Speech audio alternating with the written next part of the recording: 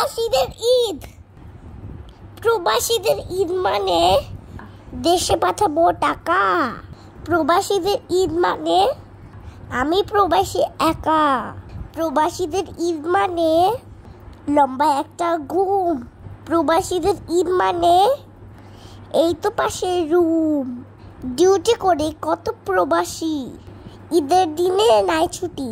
মাথার ঘাম পায়ে ফেলে জোগায় আহার রুটি। ঈদ আসে প্রবাসীদের বালিশ ভিজে জলে। প্রবাসীদের দুঃখে কষ্টে কয়জনে মন গলে। প্রবাসীদের ঈদ আছে, ঈদের আনন্দ নাই। প্রবাসীরা রেমিটেন্স যোগরা।